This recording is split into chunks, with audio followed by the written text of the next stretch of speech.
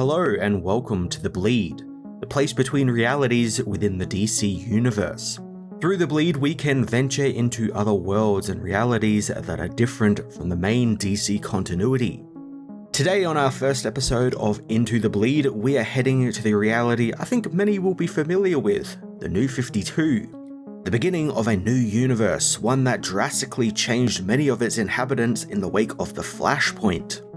One person who was changed quite a bit, but maybe not in the ways you think, is Superman. And so let's look at Action Comics issue 2 by Grant Morrison, Rags Morales, Rick Bryant, and Brent Anderson.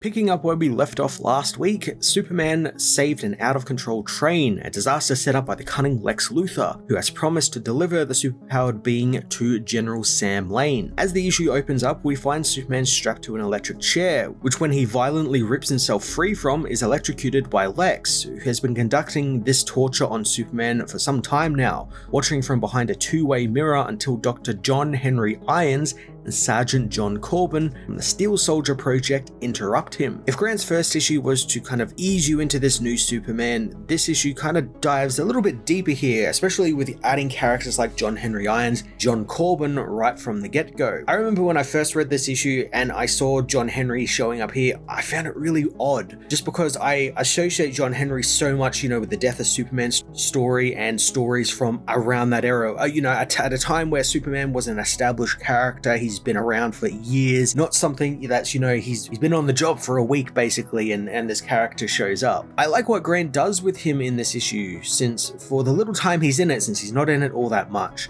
he focuses on the scientist side of John Henry, as John Henry's been working with Sam Lane in this Steel Soldier project, trying to develop a set of armor for the military to help protect people.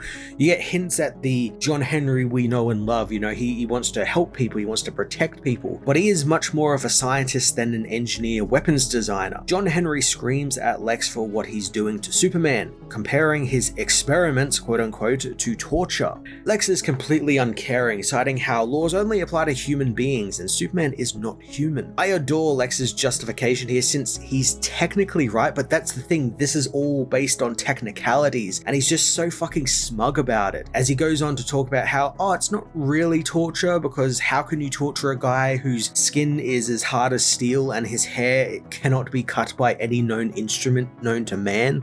So, I can kind of see where he's coming from, but he's just being so smug about it. Lex plans on trying to dissect Superman, since whatever is inside of him could teach them how to build gods, and it would make Corbin's Steel Soldier program obsolete. John Henry, frustrated that no one is listening to him, quits, and my god, this panel is just so funny, as Rags Morales draws this just smug Lex in the background. He's raising his soda can as John Henry storms out of the room. It's just such a funny little visual gag, and just a total Lex movie. This Lex is just a total shitheel. Lex, unfazed by his colleague's resignation, moves on with his experiments, as in another room, a group of soldiers under Sam Lane's orders blasts Superman's cape with all the firepower they have. The cape appears to be undamaged and appears to be just as invulnerable as Superman. Again, Morrison is making the series just really accessible to new readers who would be joining the book. He's kind of going through some pretty classic Superman lore, like his cape being invulnerable and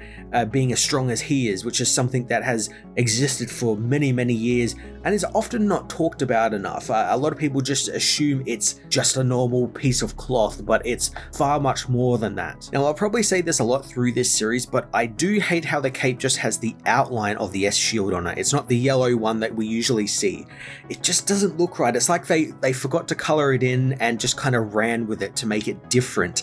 It just kind of blends in because of how deep red the cape is, and you can barely really even see it. So I don't know why they just either didn't do it or just did, the classic yellow one. General Lane's tests are put on hold when Lane is informed that his daughter has come to visit him at the compound, promising a Father's Day gift. The gift, of course, is just a ploy for Lois to try and see her father, as she has files of photos and news articles about Superman, proving he's actually helping the people of Metropolis, and isn't some giant threat that Lex seems to think he is. General Lane, however, declares that Superman doesn't actually officially exist, and he's not actually on the base, despite what his daughter thinks. He thinks wherever Superman is, he's safe, and he takes the evidence his daughter has gathered. This kind of really showcases where Lois and Sam's relationship is. She's kind of got to lie to get into the door to see her dad, and Morrison easily conveys it without actually even stating it. Kind of a constant through these universes that Sam and Lois's relationship is turbulent, to say the least. However, in the Absolute Universe, it appears to be, a little bit better than it usually is, which is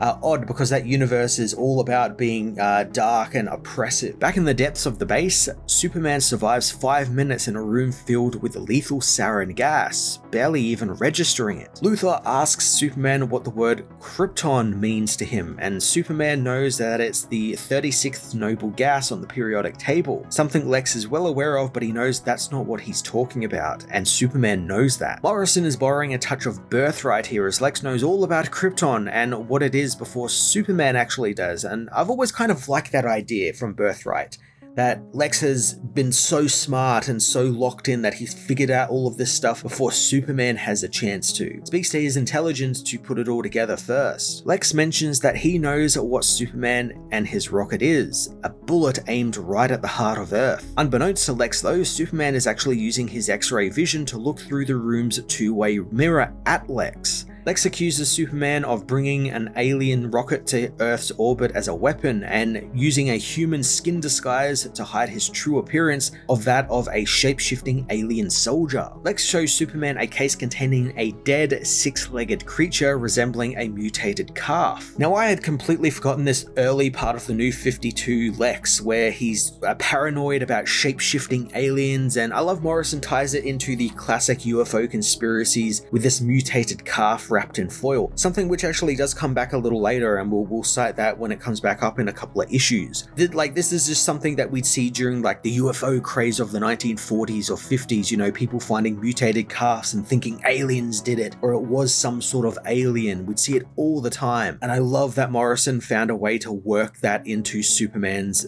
mythology and kind of hint that, maybe people think he's like some little green alien or something. Superman laughs at the idea of the mutation being his quote-unquote true form, telling Lex that his species looks exactly like humans, apart from their eyes, since while humans take in radiation, theirs emits it. Radiation like microwave radiation, which Superman uses to fry all of Lex's computer systems. Up in the base, Lois keeps trying to convince her father that Superman is a hero, but the general ignores her, leaving her to talk with John Corbin instead. Morrison builds up a bit of a romantic dynamic between Lois and John here, as Corbin obviously has feelings for Lois, as they both kind of grew up together as army brats. And this is something that we've seen before in various other runs, specifically Jeff Johns' Secret Origin, which I'll talk about a little bit later on in this book. But Lois is very well aware of the romantic intentions that John has for her and tries to actually use that to her advantage to try and find out what her father is doing with Superman and how John's Steel Soldier program factors into it. Back in the interrogation room, Superman finally recovers from his injuries and rips himself out of the electric chair, tossing it through a mirror as Lex and his scientists flee in terror, calling for the alarm to be sounded. As I said in my previous issue's review, I love Rags' art and how he easily conveys a sense of movement and chaos. Like here, we get a panel of Superman kicking open a very heavy vault door, and we see it fly across the panel, and you can just kind of hear the sounds of it smashing against the wall.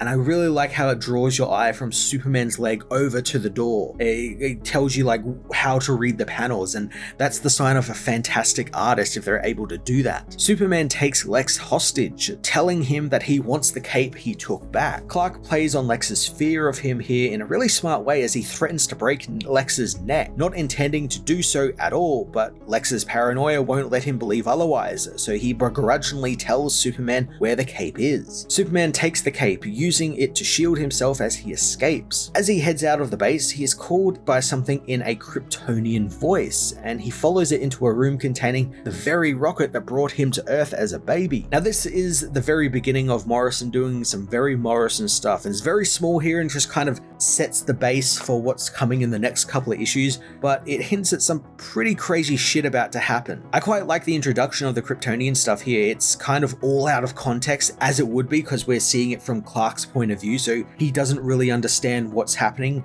We barely understand what's happening with it, so it's just kind of like a tease of like these Kryptonian voices saying things like Kal-El and Rao and all these things that me as a Superman fan know, but because of where this is at in the timeline, none of the characters actually know what any of this means yet, and it's very exciting to see that sort of slow build to all of that. The rocket design is also cool as hell. It's just the classic looking blue and red rocket, and you can't really go wrong with that. Superman touches the ship and hears the voices again as the rocket begins turning into a giant crystalline structure. Superman tells it to protect itself as the soldiers find him, but he easily fights his way through them, using his heat vision to melt their guns before smashing into an elevator shaft. Lois, meanwhile, having stolen Corbin's keycard, sneaks into the base, only to open the elevator to find Superman inside. That classic Superman charm shines through right here, as Clark gets a really great little quip here where he knows the elevator is a bit full for Lois to be joining them, since he's just beaten up a bunch of soldiers